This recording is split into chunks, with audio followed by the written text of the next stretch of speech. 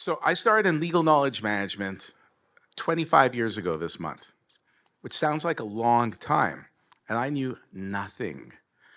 And there were only a handful of people who were even using the term and understood legal knowledge management.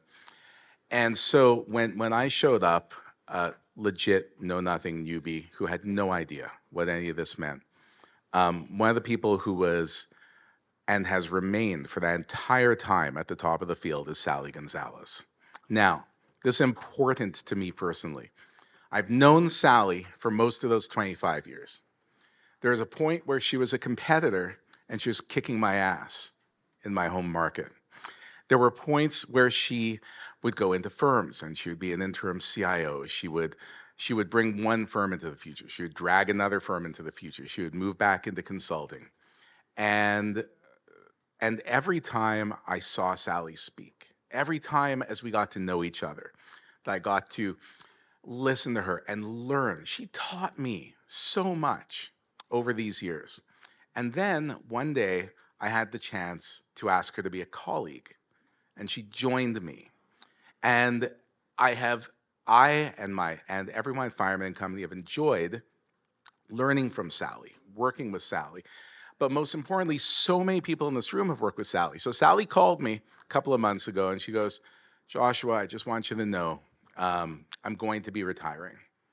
And I don't want you to make a big deal out of this. I just want to, fade quietly into the background. I said, Sally, there's a whole conference full of people, many of whom have no fucking idea who you are and what you have contributed to this field. And there's no way in hell that I'm letting you go out without standing in front of this group and sharing that experience one last time. Ladies and gentlemen, Sally Gonzalez.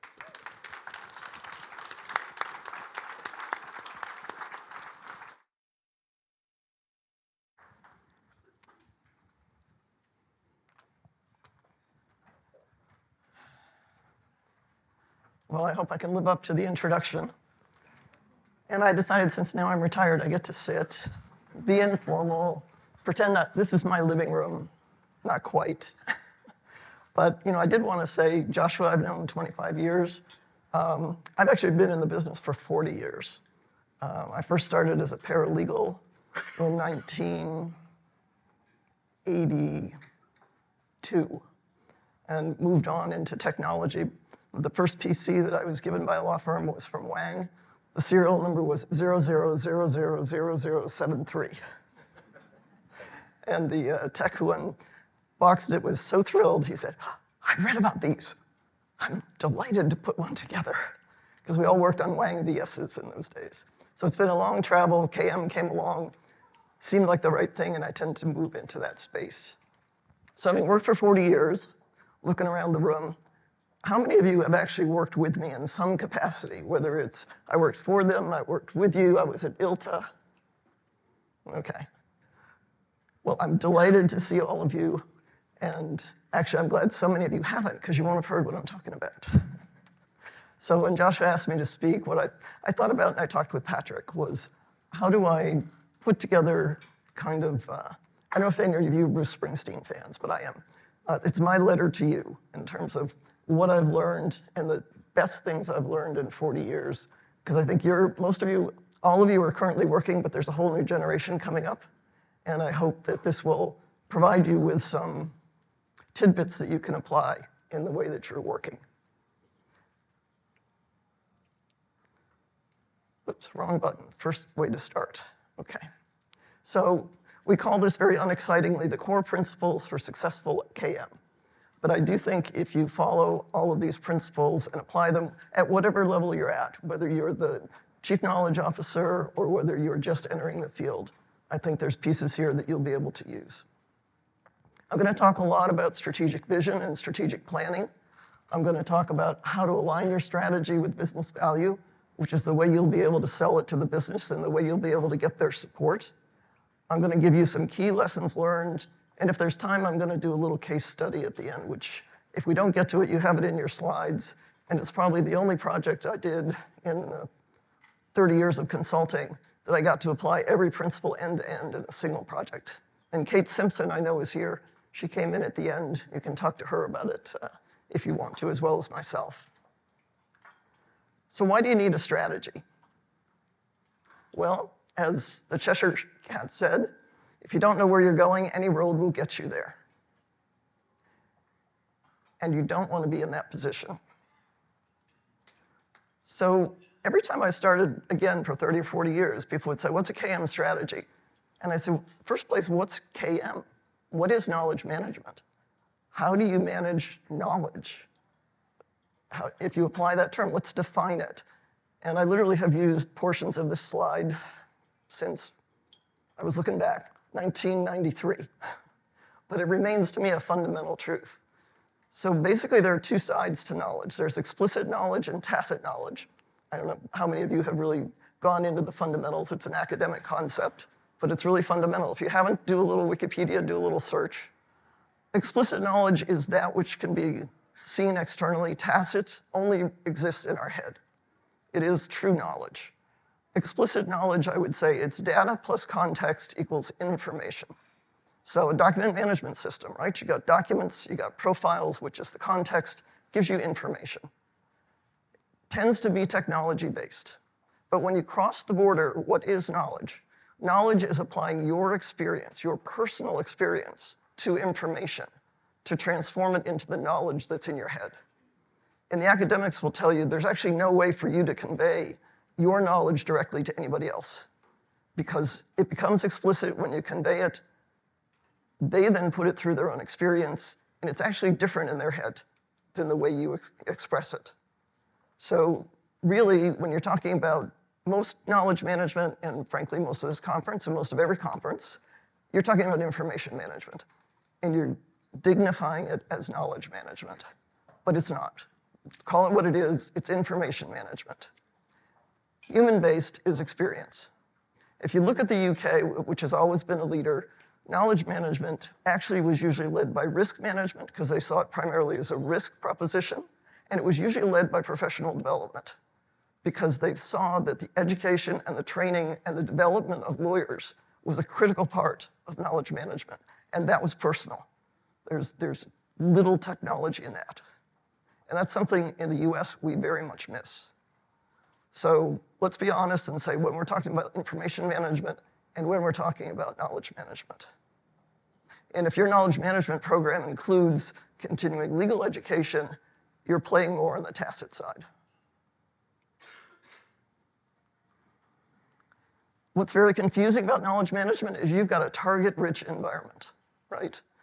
This is the evolution that I've seen through the 30-plus years I've been in the KM area. We started with KM 1.0, which is the very traditional know-how, current awareness, professional development. And the professional development is very much the experience side of knowledge management. In most US firms, you don't see any crossover. And in part, that's because the professional development is done through CLE, which is done through third parties, which is a whole different dynamic that you have in the UK. We then evolved as law firms started to think about what the client wanted and heard client demands.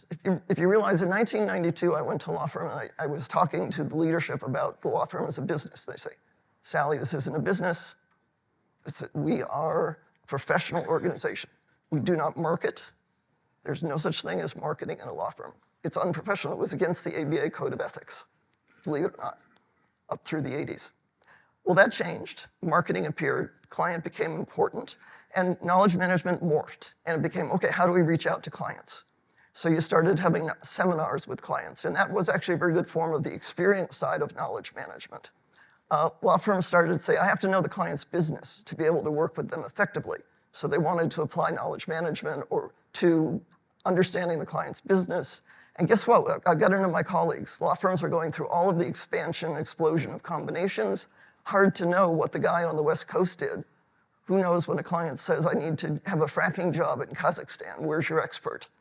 Well, as the firms grew and got larger in the US and then expanded nationally, being very important. So now we see it as experience management, and it's morphed, I think, which is a really exciting part of knowledge management. Because again, experience management, when you get people talking to each other, they're sharing their experience, you're really working on that tacit side and the really important side of knowledge management. Process improvement came along. I call that KM 3.0, and we all moved into becoming legal project managers and focusing on process improvement, which is great.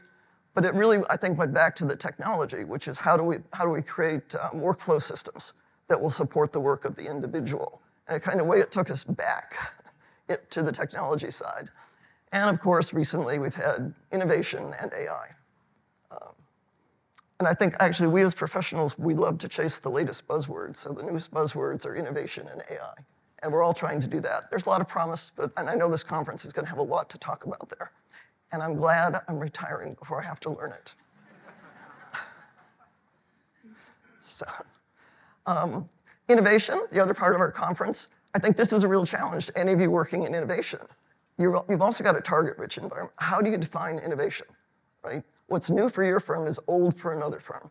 What's new for the industry may be old for your industry. You look at what Littler Mendelssohn has been doing for 20 years. They've been doing actually the product side of innovation, developing new products, bringing them to market. They were very much knowledge-based products. So if you get into innovation in your organization, I think the first conversation you have to have, and a very clear conversation, is what do we mean by innovation? And then you can figure out how you can build it. But it will be unique to your firm. So a strategic vision articulates why you're doing something, which is the most important piece, and what you're doing. And the only way you can define why you're doing something is to look outside. You know, what is driving your law firm or your business? What needs to be changed, right? Why do we need to do this thing that we're putting forward? Why do we need to innovate this way? Is it because clients are demanding it? Is it because there's an industry change? Are we under price pressures? Is it hard to recruit new associates? But these are all business questions, and you really have to be talking to the business. And for those of you who are not in a leadership position and thinking about let's create a knowledge strategy for the whole organization, if you're only working in a particular discipline, a particular area, a particular project, I believe the first thing you should do is say, why? Why is what I am doing going to help the business? And that's going to give you the elevator speech you need to talk to the lawyers. Anytime you talk to them, when they come to you, why should I do this? Why should I make this change? Because this is how it helps the business. This is why you should do it. Not a technical term. It's a business direction. Once you've figured out what's changing in the marketplace, and this, you're usually talking to practice group leaders to get that information, or the management committee, or the executive committee, or people recognized in the industry, your guiding lights in your firm. And you just have a 10-minute conversation. What's your biggest pain point? What do you worry about most? What keeps you awake at night? And if you have 20 of those conversations with the right people, you're going to figure out why. And they may not even articulate it.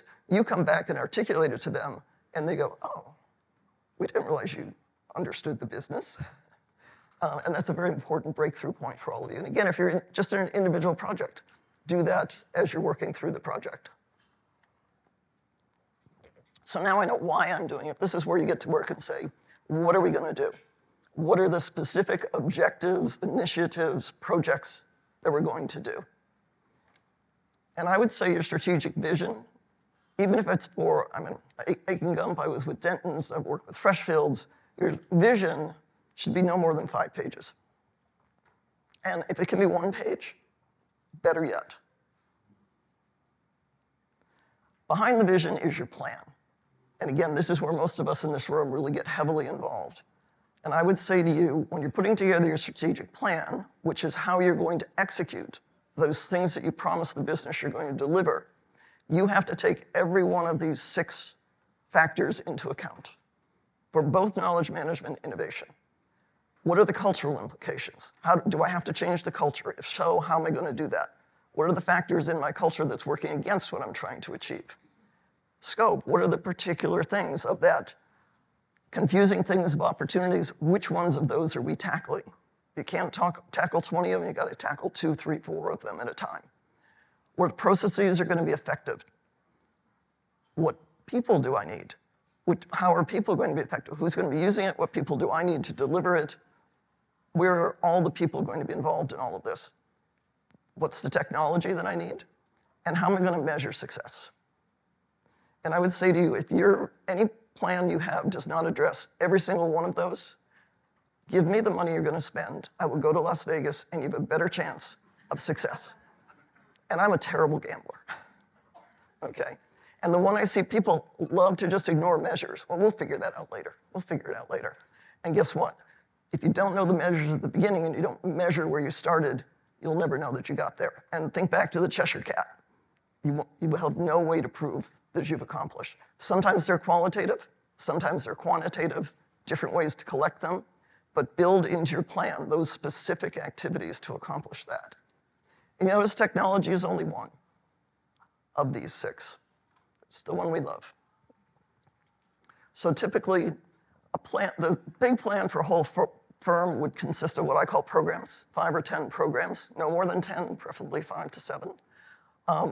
A program basically is an umbrella that typically pulls multiple projects together that says, again, this is why. So you could say, I'll make a simple one. Improve know-how would be a typical program.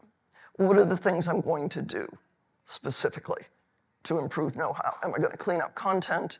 Am I going to improve the way that the practice groups share the knowledge that they have? Am I going to embed know-how into the practice group sessions that are occurring to encourage that knowledge transfer? Because what good is it to have it if you don't share it? So it's a series of initiatives, and it's always going to be unique to your firm as to where you're trying to get with know-how and how you're going to accomplish it. But each program description should be no more than 1 or 2 pages. It's designed to communicate to your leadership and outside of your IT organization or your KM organization. You have a name, you identify the projects. Very much you have to say, what are the business benefits? And that goes back to the vision. You've got to be able to say in 2 or 3 bullets, am I going to improve productivity? Am I going to make young lawyers more effective in a shorter period of time? Am I improving the quality of the work product for clients? What am I doing as a business benefit? What are the risks that firm's leadership needs to know? So risk is not, oh, Microsoft is not going to deliver the product I need until they're delayed by a year. That is not a risk. This is a business risk. What if lawyers refuse to use the knowledge resources that we create? Leadership has to think about that and say, what can I do to turn that around? Or am I going to accept that risk? But if you negotiate that at the outset with them, and it doesn't go, the risk turns real, and maybe they say, well, we'll fix that, we'll do this, we'll do that, we'll build in incentives, right? We'll give young lawyers 30 hours of unbillable time as credit that they can use if they develop a knowledge artifact, right? That's one of the old resources. Well, it never happens. Billable time is always valued over unbillable time. In the field, it doesn't work. But at the end, you go back to the lawyers and say, hey, we talked about this. You said you were doing that. You didn't follow through. That's why our success has been less than we expected. The investments required, that's easy for us. This is the hard and soft costs of all the projects and how long you're going to take for the program. These are usually multi-year. This is thinking at a big level. Typically a couple of years, could be 3 years. Behind this, now I'm saying this is only 2 pages. When you're putting this together, you will have done all the research. Every one of your specific projects will have its own project plan, its own costing, its own resource requirements, kind of a mini program description, which is basically a project description. And you're rolling them up at the program level. But the program level is what the leadership of the firm can understand when you want to talk to the business. And if you're working on an individual project, you need to know where you fit in that big umbrella. How do I fit into it? So you don't get a tunnel vision of, oh, well, I'm just improving the document management system. Well, that's not just what you're doing. You're just a piece of the bigger puzzle, which is going into the know-how improvement. So you're left now with, at your planning stage before you almost get to the programs, and you say, well, I've got hundreds of projects outlined here, right? So how am I going to align those with business value to get the support from the firm? So I use this matrix. How many of you have seen this matrix? I know there's a few hands should go up.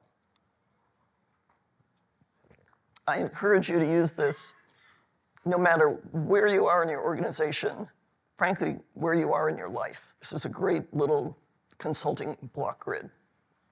So you step back first step and create this basically criteria by which you're going to rank your projects. And you think about, how does my firm define value? Well, guess what? You're going right back to your vision, to what are those business benefits that you plan to achieve. And you're putting all of it into 5 or 6 bullets, no more. These are very high level. What is the firm trying to achieve? How does the firm define value? Am I reducing costs? Am I improving the quality to the client? Maybe I know I need to have a behavior change in my firm for a cultural change. Is that something the firm has defined as a goal? Believe it or not, some firms actually do that. Do we need competitive advantage? So what has your firm defined? And that's always a business decision. The ease of implementation at the bottom is what you know very well. That comes out of your execution factors. And you think about, the little funky thing about this chart is that low ease means it's hard, and high ease means it's easy in this matrix. But how much is it going to cost? How complex is it? Do we understand the requirements? Is the firm still completely confused about the requirements? So that's obviously going to make it a harder project than it would be as if it was very crystal clear as to what they wanted to do. Do we have the technology? Do we understand it? How hard are those behavior changes going to be? What kind of leadership support do we need? If we don't have the leadership support that we need, it's going to be a very hard project to achieve. If we do, it's going to be much easier. So again, these are just typical ones. You really have to sit down and think about in your firm what it is, but these are good common examples that come up all the time. You then rank your projects relative to each other. And I usually sit down in a room, we have Post-its. You put the name of a project on each Post-it. They're color-coded by the program. So know-how program might be pink, right? And so you know the projects that are aligned with your programs. And you sit there and I often put this in a big, huge piece of paper because you may have 50 or 100 projects. And of course, what you do is just say for each project as you look at it, is it harder or easier in terms of implementation than the other? Is it more or less valuable to the firm in terms of those criteria that the firm has laid out as the business benefits? Okay. Now, when I do this with firms, and the interesting thing when you do this with the firms, you do this in multiple settings. You do it with the IT organization. You do it with the knowledge organization. You do it with the innovation organization. You do it with practice group leaders. You do it with the executive committee. You'll get a different ranking in each of those. And then you step back and try and reconcile that. And that helps you say, well, the practice group leaders think this is the most valuable thing to the business, right? But the executive committee says, no, this is the most important thing to the business. And so they'll rank their projects differently. And it's a really interesting part of the synthesis to put this together. But you end up with a really good understanding of your firm if you go through this process. So I've got everything ranked, and when I do this, particularly with everybody, everything that you got is worth doing, so everything ends up in the top half of this matrix. It gets very crowded. And I stop fighting it, I let it happen, we finish, and I just reprioritize behind the scenes. I just move them down. I keep all the relative rankings, but the things that were at the middle are at the bottom, and it just spreads them out. So now you set your priorities, and this is kind of the magic sauce. You put in your quadrants. So if you look at this, the upper left, I think it is on your side too, high value to the firm and easy to do. I'm sorry, hard to do, because low ease is hard. I call that the field of dreams. That's your broad aspirations. On the right, you have the field of gain. They're easy to do and they're high value. Those are your quick wins that you need to go after. The troublesome ones are the two at the bottom. The field of pain on the left is hard to do and low value. And when I go into firms through all these years, and I'll often come in as a consultant, you're looking at, they'll say, well, are we doing the right things? And so I come back to this matrix, and I find in a firm that doesn't have a strategy, has not gone through the program planning, what they're actually doing, 80% is in the field of pain. It's a heat sink for resources and pain.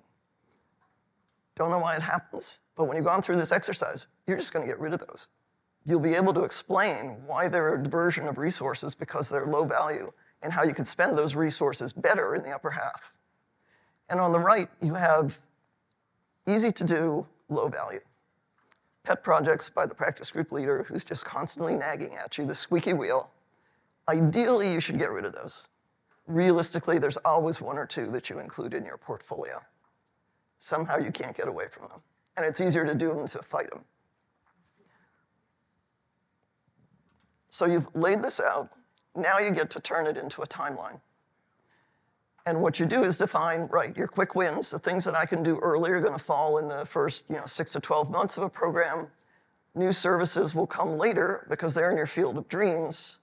And ongoing refinement is continuous iteration. The interesting thing about this is, going back, I would encourage you to do this at least once a year at budget time as part of your budget planning process. And if you can embed this in your firm and actually share this with the leadership, and really honestly, they get it. They understand it when you explain it this way. You get their support for the first year, and then you can use this year over year over year. What if your firm doesn't want to hear it? I would say you need to do it for yourself. Because if you don't do it for yourself, you'll be leading them nowhere. You have to know this, even if they don't ask you about it, even if they tell you not to spend time on it, do it.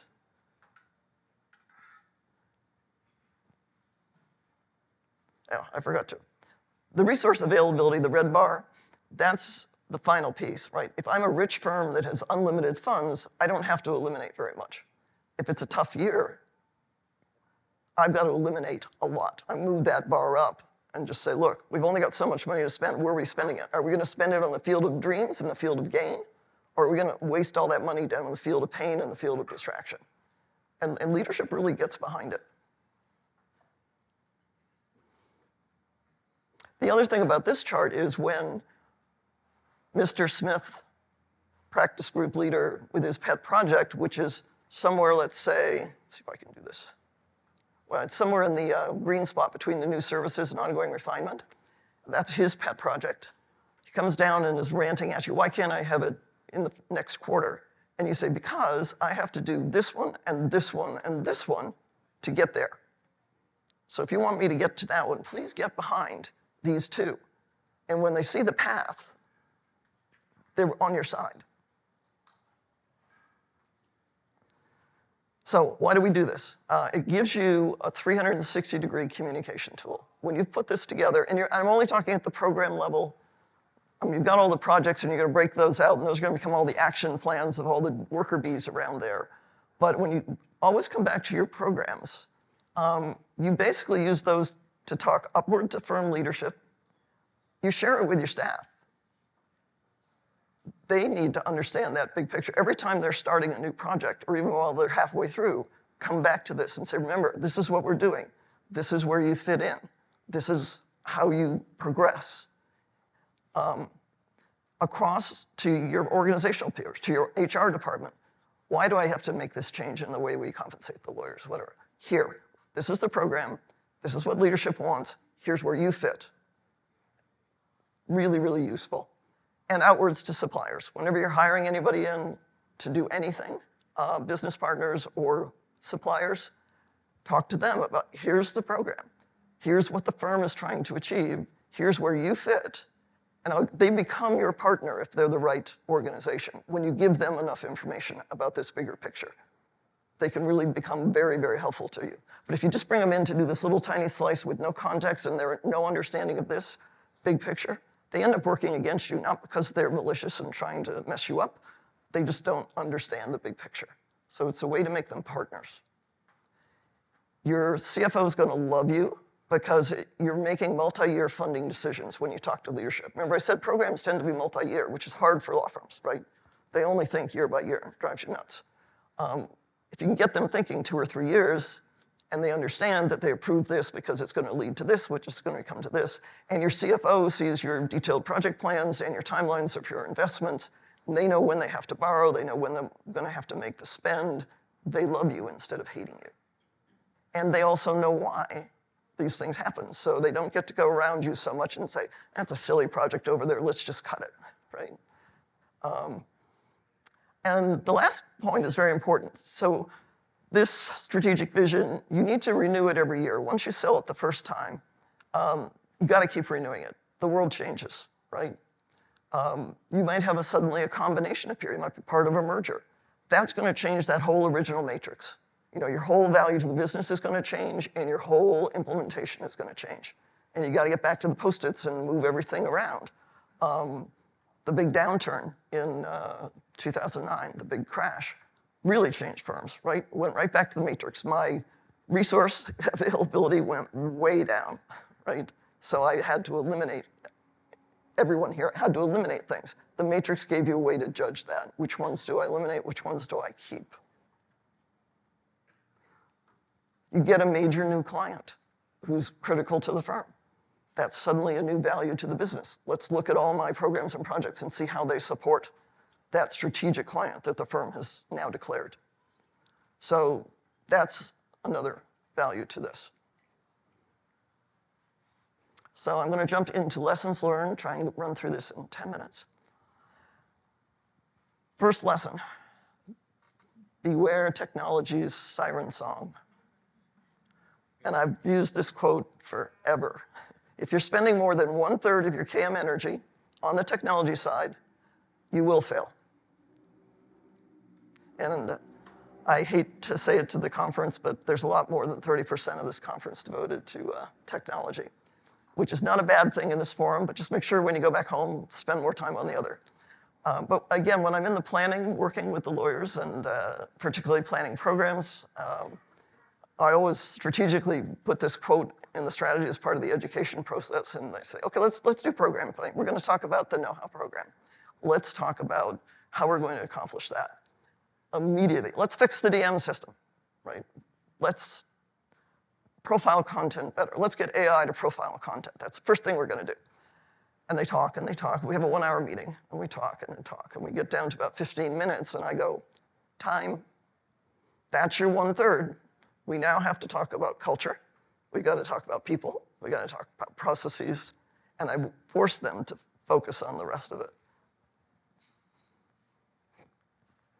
So what's the latest siren song from technology? AI and big data.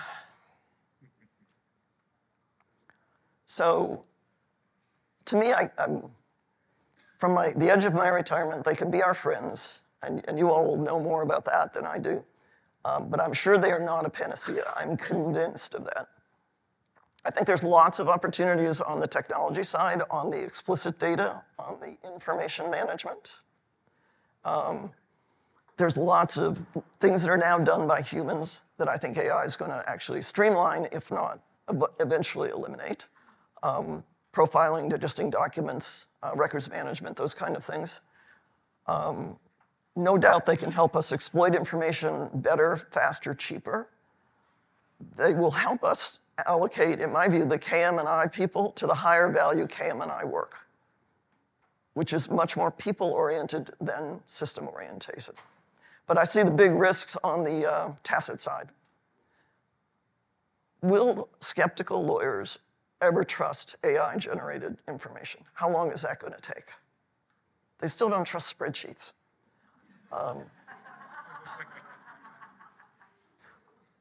Could AI ever effectively train and educate new lawyers?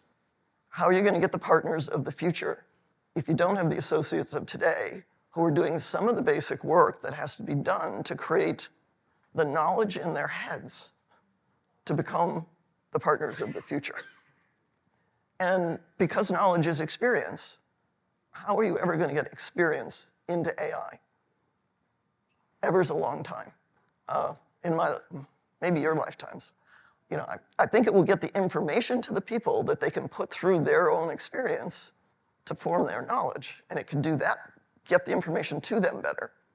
But they got to make their own knowledge. You're never going to get around that until the AI gets smarter than us. Let's hope AI never gets experience. Let's hope they are not experience capable. Next lesson. Soft stuff is the hard stuff. Never forget this. The hard stuff is fostering the right culture for KM or innovation. How do we take this swan and turn it into an airplane? How do we change the way people work? How do we change who does the work, right? I like my job. I've always done my job this way. I'm not letting you change that job. What will I do then? How do you get people to let go of the old ways? I can't tell you how many financial system transformations I've gone through because the old one didn't work. You bring in the new system, they dumb it down and make it work the way the old system did, and then they're surprised that things aren't any better. Okay? Same thing with document management system, most systems. Unless you're really going to get people to change and get to change the way they work, they're never going to adopt the advantages of anything new you bring into the organization. And that's why you got to put so much effort into that. And measuring success. Not easy. Qualitative usually comes out of surveys and anecdotes. Objectively, you got to get the data out of the system, figure out where it is, figure out how to capture it, figure out how to analyze it, and then figure out how to interpret it. Not easy. So spend more time thinking about the hard stuff and less time thinking about the technology. How many people here have JD in their title, in their history? How many lawyers do we have here? Okay, so I'm gonna piss all of you off, probably. So that's a good, almost, Patrick and I were talking, we were guessing 30 to 50%, and I would say, yeah, it was probably like 40 to 50. So I think most of you are probably recovering lawyers, though, so this will be okay. So this is something I very much recommend you read into the work of Dr. Larry Richard. He's going to be here in a session later today. I encourage you to enter. He's psychology of lawyers, that's his career. He's a psychologist. He's administered psychological tests to thousands and thousands of lawyers over the past 20, 25 years. One of them that he does is the caliper profile. And this is not legal. This is like Myers-Briggs. It's another industry standard test. It measures personalities in about 16 different dimensions. And these are the 6 dimensions that he's found that lawyers are wildly askew from the normal population. These are things that make them great lawyers. They're the things that make them bad business people, and the things that make them hard for us to work with. It's not going to change. What you need to do is understand it, articulate it, think about how you're going to work around it, and work that into your activities. So they're great at abstract reasoning, of course. The skepticism is the one that kills you. And it's my earlier slide about their skepticism about AI. They doubt everything, right? Very autonomous, don't want to be told what to do. Urgency is great. Everything has to be done immediately yesterday. I cannot tell you how many IT scorecards I've done. The lawyers always say, they just don't share my sense of urgency. And I look at them and I say, 70% of the population doesn't share your sense of urgency. So perhaps you need to adjust. Personal resilience, don't like to be told no. This is why most lawyers are not salespeople or brain makers. They don't like to be told no, and when they're told no, they retreat. A salesperson just looks at it as a challenge. It rolls off their back. And sociability. How could you sit in an office for 8 hours writing a brief if you were very social? It wouldn't happen. So these traits are there. The skepticism, what's interesting is the one with skepticism so dominant, and this is true of everybody, whatever part of their personality is dominant, they tend to apply it to everything. And they think everybody's the same way until they get some open self-awareness. And so skepticism is great in the courtroom, right? It's great when you're working with the clients, but it's not great when you're trying to sell them a budget, right? They're going to be skeptical of the budget or every statement you make. And just be aware of that. You don't take it personally, and you got to work around it. But he's got a great website, The Lawyer Brain. It's got great articles on there. I encourage everybody to do reading in there, to understand your enemy partners. So you need to leverage these personalities. You got to think about how you're going to anticipate how they're going to respond to what you're doing and find your ways around that. John Kotter, Change Management. Who's read that book? There are way too few hands in here. It's an old book, but it's a goodie. Go there. This is your roadmap to putting change into your organization. And the seminal work is Leading Change. He's had several subsequent books. These are the specific steps that he describes. And you start at the bottom. You start with creating a sense of urgency. You build out from there by building support until you get to the point of embedding it in your culture. When you're doing your project plans, thinking about the hard stuff, think about every one of these steps And have you done activities that are actually going to address each one of these steps? And if you skip a step and you don't get to that level, you're not going to get to the next one successfully. You can't leapfrog. And I don't have time to go through this in depth because this is a whole hour topic on its own. But I've always found that bottom-up change is easier and faster than top-down. So I've always focused opportunistically to say, first I'm going to find the willing. That's not always easy, but find the willing, the people who are asking for change, asking for improvement. And then you enable them first, because they're going to accept it first. You measure success, demonstrate success. You promote the success. And that is best done by the people who are successful, not by you. It's by the young associate who you've helped, who can now do his work faster, stand up in an associate meeting and show how he did it, that, guess what, I'm a lawyer and I can do it. Competitive side of the other lawyers in the audience will say, yeah, maybe I can too. Or maybe I should, because maybe he's gonna get partner before I do. Same thing at the partner level. So it's much better for people to talk peer-to-peer about the benefits to themselves, to the business, to the client, about how they've used what you've supplied. And then when the demand starts to build, then you help others follow. I do remember one of my colleagues in the UK, he's funny. He would get to the step 4 with the success, and the others would start coming to me and say, no, I'm not giving it to you until you've done this. And it was some change they had to make in their group. And so they would make the change and come back, and he'd say, okay, you can have it now. Only person I knew who got away with that. So very much, I'm slightly over Patrick, but not much. So big word of caution to everyone, and I always think about this. Remember that you cannot step twice in the same river, in the words of Heraclitus. It's not the same river, and you are not the same person. So if you had huge success in a particular project, in a particular firm, you try and take that and say, well, I'm just going to move it here and do the exact same things, the exact same steps. I'm going to have the exact same results. You will not. You actually have to think very consciously before you go from this to what's different. Because anytime, in the first thing you will have introduced some change, that's going to affect how the next one goes. So always think about how the river has changed and how you've changed. What did you learn? What would you do differently in this process? And adapt your past lessons to whatever the current challenges is.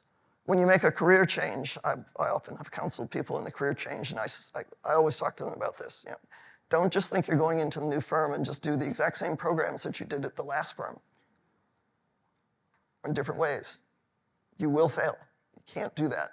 You got to go back to basics and figure what's different in this environment, and then adapt everything that you've got to this new challenge. So, 0, perfect.